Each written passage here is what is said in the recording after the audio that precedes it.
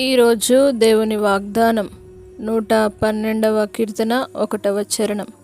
యెహోవాను స్తుతించుడి, యెహోవా యందు భయభక్తులు గలవాడు ఆయన ఆజ్ఞలను బట్టి అధికముగా ఆనందించువాడు ధన్యుడు. నా ప్రియ సహోదరి సహోదరులారా, దేవుడు ఈరోజు మీతో వాగ్దానం చేస్తూ ఉన్నాడు, యెహోవాను స్తుతించుడి.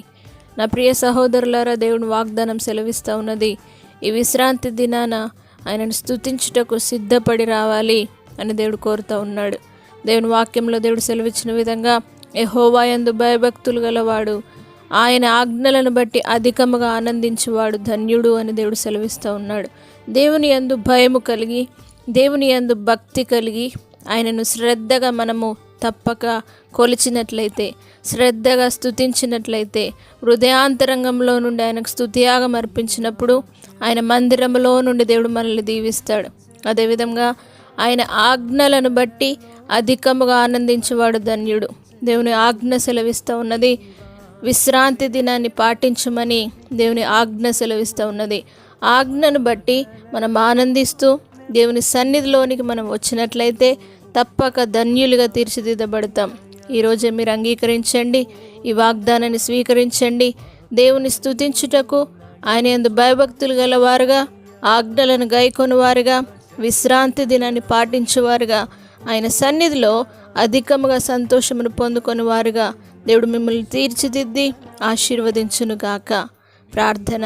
పరిశుద్ధుడా, నమ్మదగిన దేవా, మిమ్మల్ని స్తుతించుటకు ప్రతి ఒక్కరు పరిగెత్తుకొని వచ్చుదురుగాక. నీ మందిర ఆవరణము చూడవలనని అత్యాసక్తితో ప్రతి ఒక్కరు వచ్చుదురుగాక. పరిశుద్ధాత్మదేవ, భయభక్తులు కలిగి నేను స్తుతించుటకు వచ్చుదురుగాక. ప్రతి ఒక్కరిలో భయమును పుట్టించండి. నీ సన్నిధానానికి పరిగెత్తుకొని రావాలన్న భక్తితో ముందుకు సాగుటకు నీ మందిరానికి తీసుకొని రండి ప్రభువా. నీ ఆజ్ఞకు లోబడాలన్న ఆశతో ప్రతి ఒక్కరు నీ సన్నిధానానికి వచ్చుదురుగాక. నీ ఆజ్ఞలను పాటించుట ద్వారా అధికంగా సంతోషమును మీరు అనుగ్రహించే దేవుడవు. నీ ఆజ్ఞలను పాటించుట ద్వారా ఆనందమును అనుగ్రహించే దేవుడవు. కాబట్టి ప్రతి ఒక్కరు నీ ఆజ్ఞను పాటించి ధన్యత పొందుకునే వారి ఉండుటకు సహాయం చేయండి. నీ మందిరంలో నుండి ప్రతి ఒక్కరిని దీవించండి. మందిరంలో స్తుతించుట ద్వారా, మందిరంలోని వాక్కు ద్వారా, నీ దైవజనుల ద్వారా ప్రతి ఒక్కరిని తాకి ప్రతి ఒక్కరి హృదయాల్లో అనేక అద్భుతాలు ఈరోజు మీరు జరిగించగలరని, ఈ విశ్రాంతి దినాన ప్రతి ఒక్కరి హృదయాలను మీరు కదిలించగలరని, ప్రతి హృదయాన్ని తాకగలరని, ప్రతి వ్యక్తిని వ్యక్తిగతంగా ఆరోగ్యం చేత నింపగలరని నజరేయుడైన యేసు పరిశుద్ధ నామమును బట్టి అడిగి వేడుకుంటున్నాము తండ్రి. ఆమేన్.